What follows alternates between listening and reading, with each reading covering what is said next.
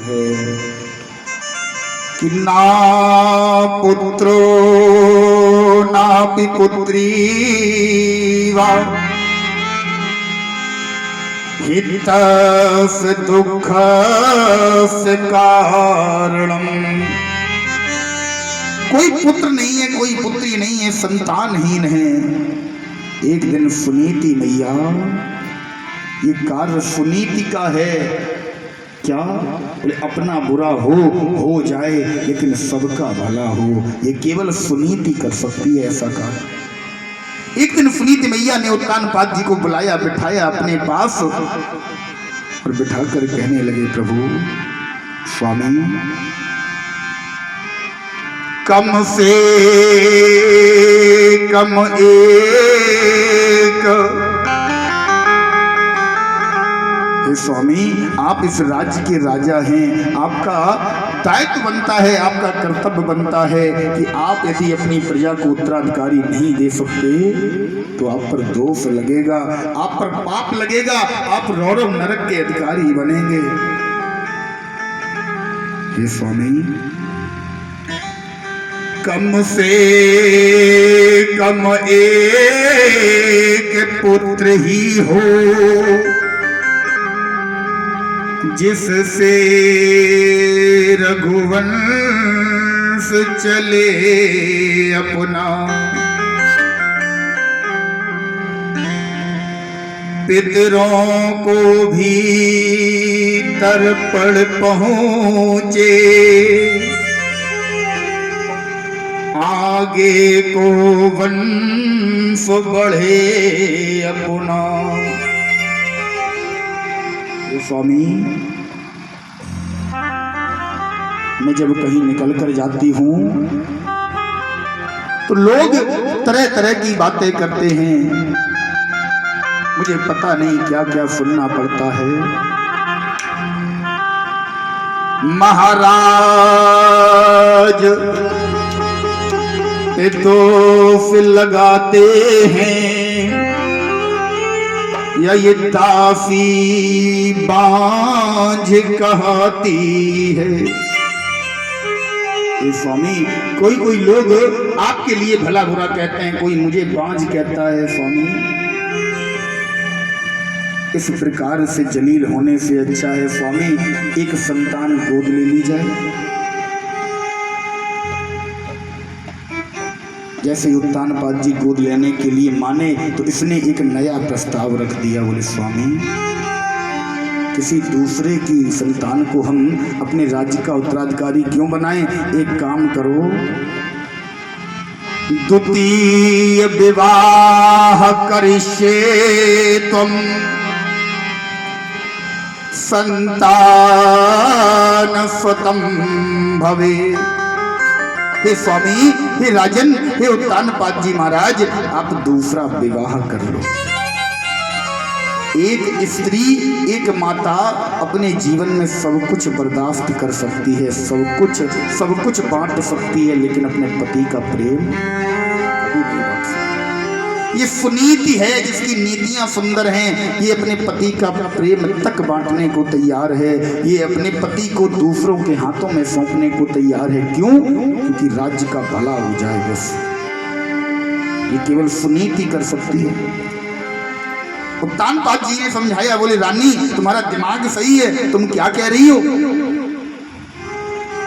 मैं विवाह करके लाऊंगा, दूसरी स्त्री घर में आएगी, वो तुम्हारी सौत होगी। सुनीति मैया ने हाथ जोड़े कहने लगी, स्वामी कैसी बातें कर रहे हो? अरे जब मैं सौत मानूं तब तो सौत होगी। मैं गंगा अपनी यमुना को मिलजुल कर गले लगा लूंगी, फिर अक्षय बट की भांति उसे घर आंगन में महका दूंगी। स्वामी, मैं गंगा जिस स्त्री से, जिस बहन से आप विवाह कर कर लाओगे, जब मैं स्वयं उसे सौत नहीं मानूंगी, जिस प्रकार मैं उसके साथ आचरण करूंगी, मैं उसे अपनी छोटी बहन के रूप में स्वीकार कर लूंगी, वो मुझे अपनी बड़ी बहन मान लेगी। अनेक प्रकार समझाया, अनेक प्रकार समझाया, अनेक प्रकार समझाया, लेकिन सुनीति मैया अपनी जिद पर अड़ गई। हमारे यहाँ 3 हट बताई गई हैं, बाल हट, क्रिया हट, साधु हट। महाराज, बालक अगर हट कर जाए तो उस हट को कोई सुधारने वाला नहीं है। स्त्री अगर हट कर जाए तो उस हट के आगे किसी की चलने वाली नहीं है। आज सुनीति मैया की हट के सामने किसी की एक भी नहीं चली। उत्तानपाद जी ने बहुत समझाया, बहुत समझाया, लेकिन त्रिया चरित्रम पुरुषस्य भागम देवा न जानामि कुतो मनुष्य। स्त्री का चरित्र, स्त्री की हठ और पुरुष का भाग्य देवता तक नहीं समझ पाए तो मनुष्य किस खेत की मूली है। महाराज, आज मैया को बहुत समझाया, लेकिन मैया ने अपनी हट के आगे उत्तानपाद जी की एक नहीं चलने दी। अपने राज्य का भला करने के आगे, अपने राज्य का उद्धार करने के आगे एक भी नहीं चलने दी। महाराज, आज उत्तानपाद जी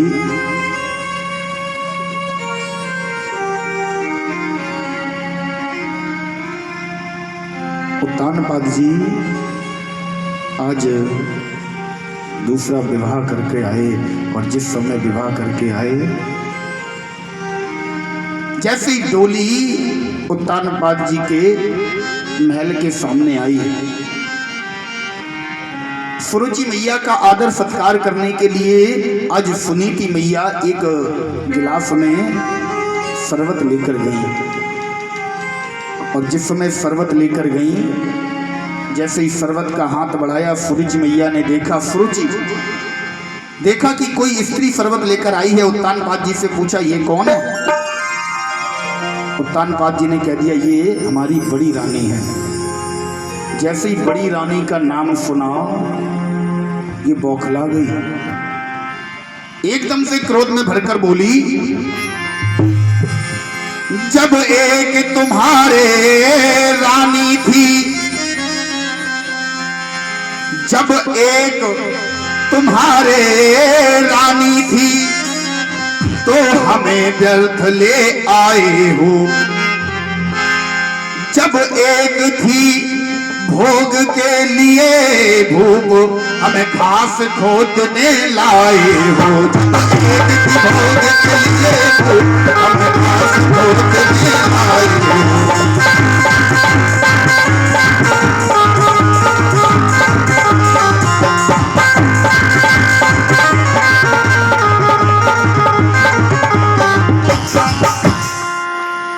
राजन, तुमने हमारे साथ छल किया, तुमने हमें बताया नहीं। तुम्हारे पास तुम्हारा विवाह पहले से हो रखा था, तुम्हारे ही एक रानी पहले से थी।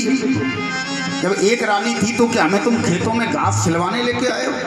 घास खुदवाओगे हमसे? क्यों हमारे साथ विवाह किया?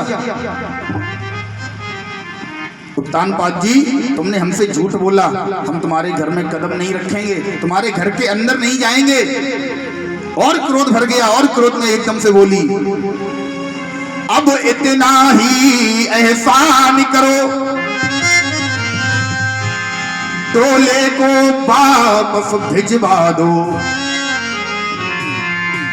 तुम इसके साथ बिहार करो, मुझको पीहर में पहुंचा दो। तुम इसके साथ बिहार करो।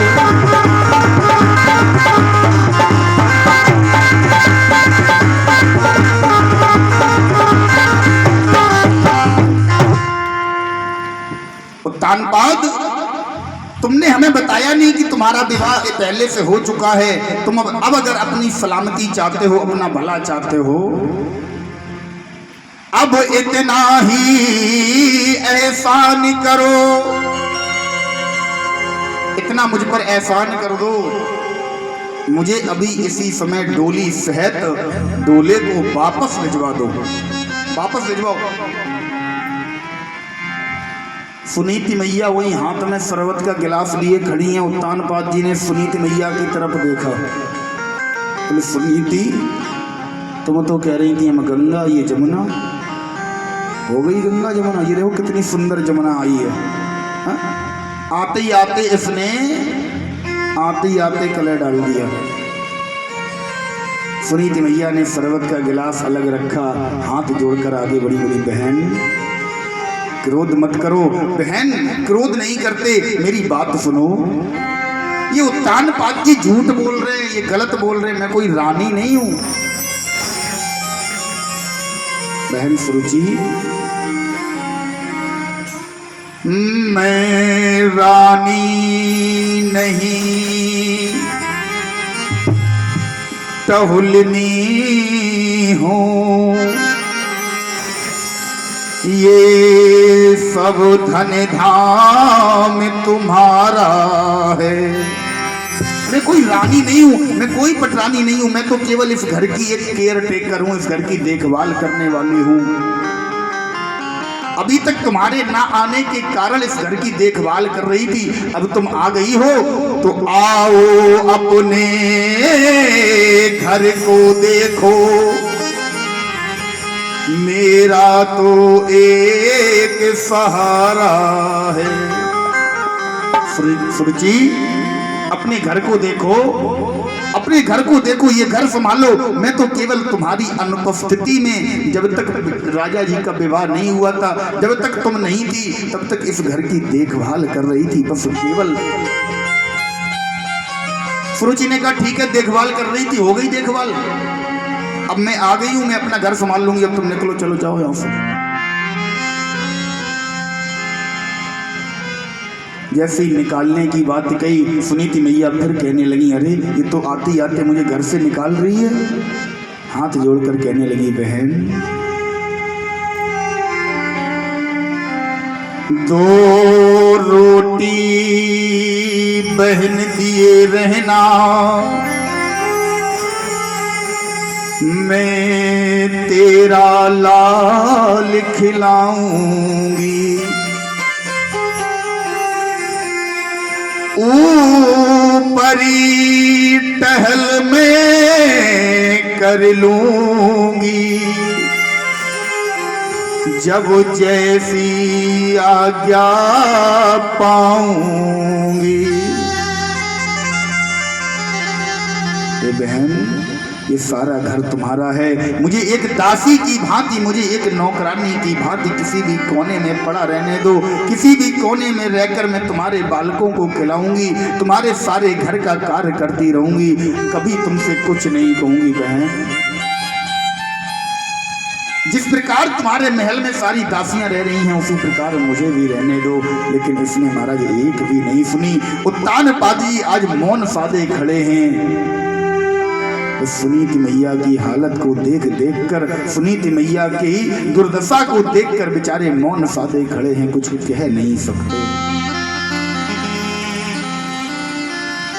आज महाराज सुनीति मैया को इसने घर पर नहीं रहने दिया, तुरंत घर से निकलवा दिया।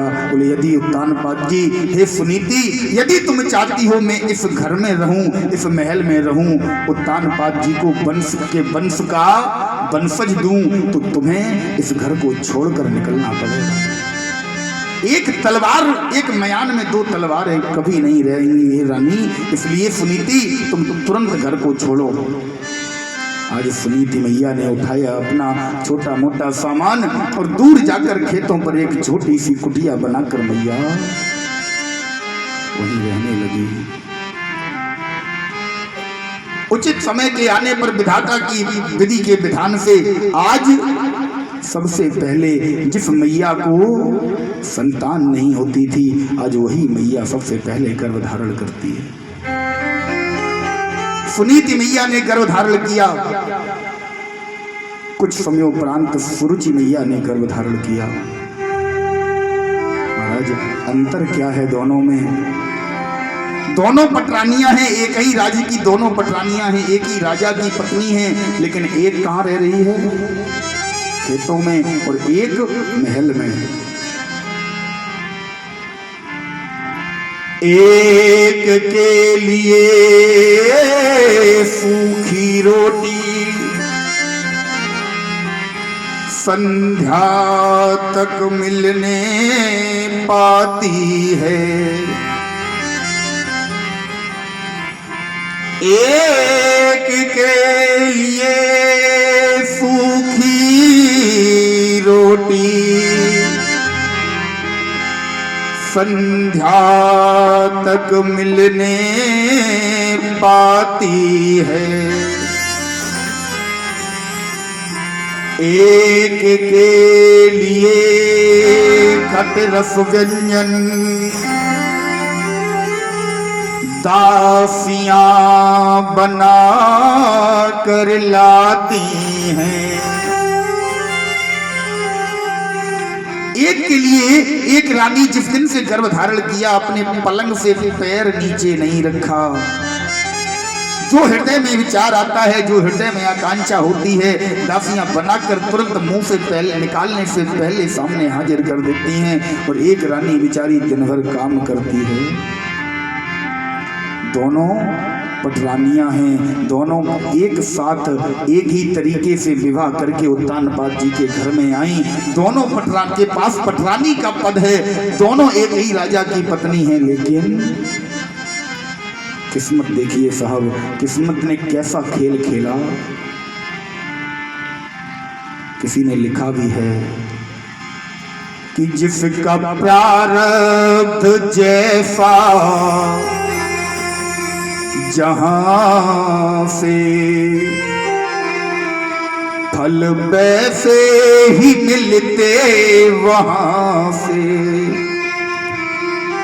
जिसका जैसा प्रारब्ध है, जो नसीब में लिखा है, जो किस्मत में लिखा है, वो होकर ही रहेगा।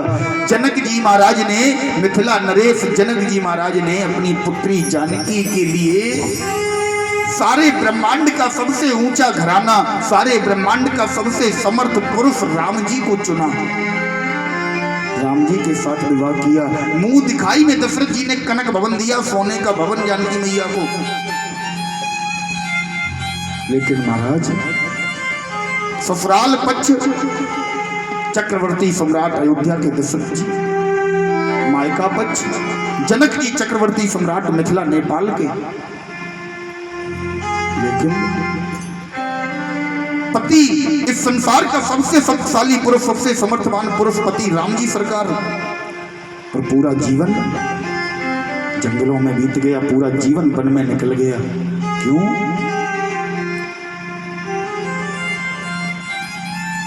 जिसका प्रारब्ध जैसा जहां से फल वैसे ही मिलते वहां से। मीठे फल अब लगेंगे कहां से, बीज कड़वे तो बो ही चुके हो। अगर तुमने किसी के साथ बुरा किया और तुम सोच रहे हो वो सामने वाला मेरे साथ अच्छा करे, तुमने किसी से महाराज किसी का अपमान कर दिया, तुम सोच रहे हो वो तुम्हारे साथ सम्मान से बात करे, कैसे हो सकता है? कभी नहीं हो सकता, कदापि नहीं हो सकता। जैसा फेंकोगे, जैसा बीज डालोगे, वैसे ही फल मिलेंगे। महाराज इसीलिए कहता है परमात्मा, कहते हैं संत कि साथी जागो हुआ अब सवेरा, सारी रजनी तो सो ही चुके हो। अब जाग जाओ, अब अपने नेत्रों को खोलो, अब समझो क्यों कर्म प्रधान विश्व रच राखा, जो जस कर रही सो तस फल चाखा। कर्मणा जायते जंतु कर्मण्येव विलीयते। ये संसार एक कुआं है, इस कुएं में आप जिस प्रकार का पत्थर फेंकोगे उसी प्रकार की आवाज आपको मिलेगी। आप सोचो हम किसी के साथ बुरा कर दें और मेरे साथ अच्छा हो जाए, नहीं हो सकता। जैसी करनी वैसा फल, आज नहीं तो निश्चित कल। जैसा करोगे वैसे ही मिलेगा महाराज, जो करोगे इस शरीर से जैसा जिसके साथ करोगे। आज दोनों माताएं गर्भवती हैं, दोनों माताएं में दोनों पटरानी हैं, लेकिन एक की हालत देखिए और एक क्या कर रही है, पलंग से पैर नीचे नहीं रखने देती हैं दासियां। एक दिन भर खेतों में काम करती है, दिन भर खेतों में लगी रहती है और दिन भर खेतों में लगे रहने के बाद सांझ तक भोजन पाती है। किसी कवि ने बड़ा सुंदर भाव लिखा है, देखो महाराज किस्मत, दो फूल जो साथ साथ एक डाली से तोड़े गए, लेकिन दोनों की किस्मत क्या है, बड़ा सुंदर भाव है। आइए कि दो फूल साथ फूले, किस्मत जुदा जुदा है। दो फूल साथ फूले, किस्मत जुदा जुदा है। दो फूल साथ फूले, किस्मत जुदा जुदा। दो फूल साथ फूले, किस्मत जुदा जुदा है। दो फूल साथ फूले, किस्मत जुदा जुदा है।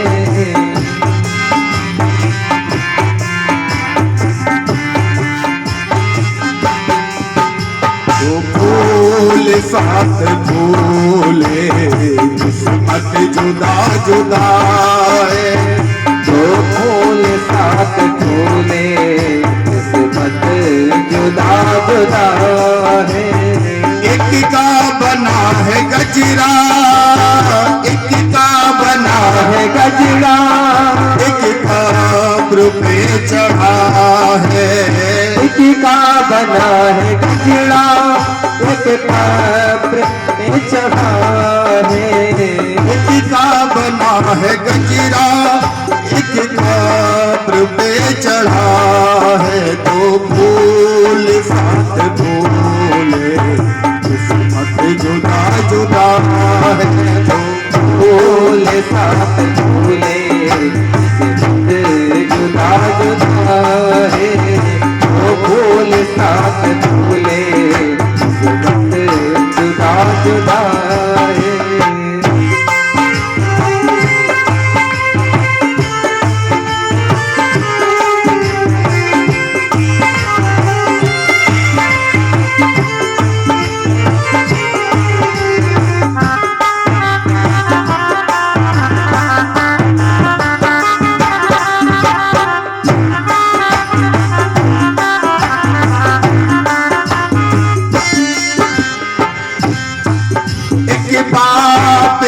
दो बेटे पैदा हुए जो संग संग, एक बाप के दो बेटे पैदा हुए जो संग संग। एक बाप के दो बेटे पैदा हुए जो संग संग। एक बाप के दो बेटे पैदा हुए जो संग संग। एक बादशाह बना है, भीख मांगता है। एक बादशाह बना है, भीख मांगता है। एक बादशाह बना है, भीख मांगता है। एक बादशाह बना है, भीख मांगता है। फूल साथ फूले, किस्मत जुदा जुदा है। फूल साथ फूले, किस्मत जुदा जुदा है।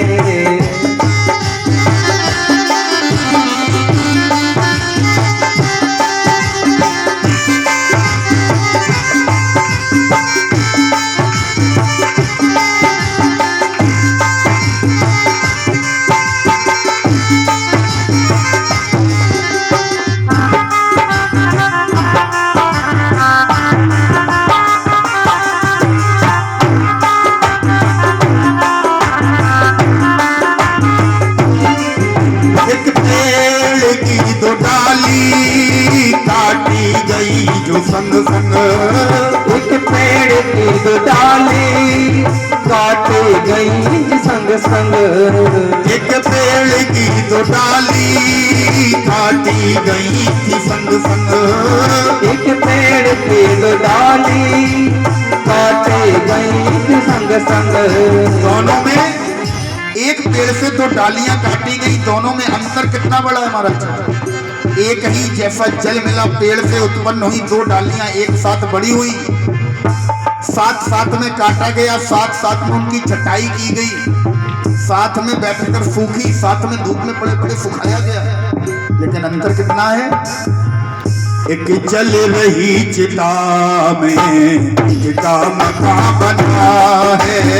एक जल रही चिता में मकान बना है। एक जल रही चिता में इनका मकान बना है। जल रही चिता में मकान बना है। वो फूल साथ फूले किस्मत जुदा जुदा है। दो फूल साथ के किस्मत जुदा जुदा है। दो फूल साथ फूले किस्मत जुदा जुदा है। दो फूल साथ फूले। महाराज ये किस्मत, ये हमारा नसीब हमें कहां से कहां ले जाकर पहुंचा दे कोई भरोसा नहीं है। हुई है सोही जो राम रच राखा। हमारे जीवन में जितना कष्ट लिखा है वो कष्ट हमें मिलकर रहेगा। हमारे जगन्नाथ स्वामी के बड़े अनन्य भक्त हुए माधव दास जी महाराज, बहुत सेवा करते थे माधव दास जी, बहुत सेवा।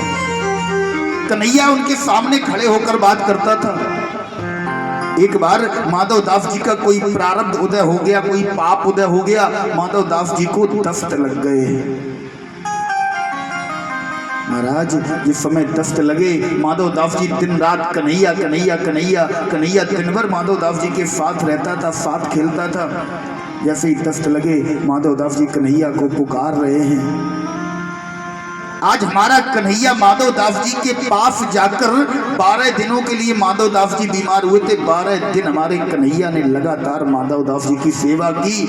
उनकी मल से मल की लगी हुई लंगोटी तक कन्हैया ने धोई है। भक्तमाल ग्रंथ में वर्णन आता है, माधव दास जी ने स्वयं बताया, बोले महाराज मेरे कपड़े, गंदे कपड़े माधव दास जी के कन्हैया ने धोए। माधव दास जी एक दिन बोल पड़े 11वें दिन, बोले कन्हैया अब मुझसे सहन नहीं होता, अब मैं तो या तो मर जाऊंगा। 12 दिन हो गए मेरे पेट में अन्न का दाना नहीं गया, 12 दिन से लगातार मुझे लूज मोशन हो रहा है, क्या करूं। तू सारे संसार का मालिक है, क्या तू मेरा कष्ट कम नहीं कर सकता। कन्हैया रोने लगा, बोले माधव दास जी बाबा मैं थारो कष्ट कम न कर सकूं, बस तुम्हें कष्ट सहने की हिम्मत दे सकता हूं, तुम्हारे साथ खड़ा रह सकता हूं। तुम मेरे अनन्य सेवक हो, तुम्हारा कष्ट मैं खुद ले लूंगा। हमारे कन्हैया ने, हमारे जगन्नाथ स्वामी ने माधव दास जी का कष्ट स्वयं ले लिया और माधव दास जी तो चले गए, लेकिन जगन्नाथ स्वामी आज भी 12 दिन के लिए बीमार पड़ जाते हैं। आज भी माधव दास जी का 12 दिनों के लिए, एक माह में, एक वर्ष में मंदिर बंद कर दिया जाता है, कपाट बंद। क्यों? क्योंकि माधव दास जी बीमार, हमारा जगन्नाथ स्वामी बीमार है। माधव दास जी की बीमारी को लेकर बैठा है। जिस समय माधव दास जी ने कहा कन्हैया मेरा कष्ट कम कर दे लाला, मुझसे सहा नहीं आता, तू तो परब्रह्म परमात्मा है, पूर्ण ईश्वर है, पूर्ण ब्रह्म है। कन्हैया रोने लगा, बोले बाबा मैं तुम्हारे साथ खड़ा रहकर तुम्हें सहायता कर सकता हूँ, तुम्हें शक्ति दे सकता हूँ, लेकिन तुम्हें अपना कष्ट स्वयं भोगना पड़ेगा। तुमने जो प्रारब्ध में किया है वो प्रारब्ध मुझे भोगना पड़ा, मैं स्वयं भोगता रहा, मुझे भोगना पड़ा। तुम कौन होते हो? इसीलिए जिसका प्रारब्ध जैसा, जहां से महाराज सुख पाता रहा जो सदा जग में, उसे अंत समय दुख पाना पड़ा। कोई फूल न बाग में ऐसा खिला, खिल करके जिसे न मुरझाना पड़ा। कोई फूल बाग में ऐसा नहीं खिला जो आज खिला हो और सदियों तक खिला रहा हो। एक दिन ऐसा आएगा कि उस फूल को भी मुरझाना पड़ेगा, उसका भी समय आएगा। इसलिए हे कन्हैया, विधि का यह अटल विधान रहा, जिसे आना पड़ा उसे जाना पड़ा। जो इस पृथ्वी पर आया, जिसने यहाँ जन्म लिया, परिवर्तन ही संसार का नियम है। जो हमेशा से सुख पाता रहा, उसे भी एक दिन दुख अवश्य झेलना पड़ेगा। दुख और सुख का तो जोड़ा है, एक दिन दुख आएगा तो एक दिन सुख आएगा। एक बड़ा सुंदर भाव हमारे कवि लिखते हैं, में गुनगुनाते हैं, सुख भी मुझे प्यारे हैं, दुख भी मुझे प्यारे हैं। क्यों? छोड़ू मैं किसे भगवन, दोनों ही तुम्हारे हैं, दोनों को तुमने बनाया है। अगर सुख के लिए मैं तैयार खड़ा हूं तो दुख कौन पाएगा? अगर दुख के लिए मैं झेल रहा हूं तो एक दिन ये आएगा कि सुख मुझे मिलेंगे। महाराज, आज सुनीति मैया दुख को झेल रही है, दुखों को झेल रही है। सांझ तक जैसे तैसे रूखी सूखी रोटी मैया को मिल पाती है। उचित समय के आने पर दोनों माताओं ने एक एक बालक को जन्म दिया। सुनीति मैया का जो बालक है उसका नाम रखा गया ध्रुव, और जो बालक सुरुचि मैया ने दिया, सुरुचि मैया का जो बालक है उसका नाम है उत्तम। महाराज श्री वेद व्यास जी महाराज लिखते हैं, जब ये दोनों बालक थोड़े थोड़े बड़े हो गए, एकदा सुरचे पुत्र मांगारो लालना। एक बार की बात है, सुरुचि का पुत्र अर्थात उत्तम महल में अपने पिताजी की गोद में बैठा था।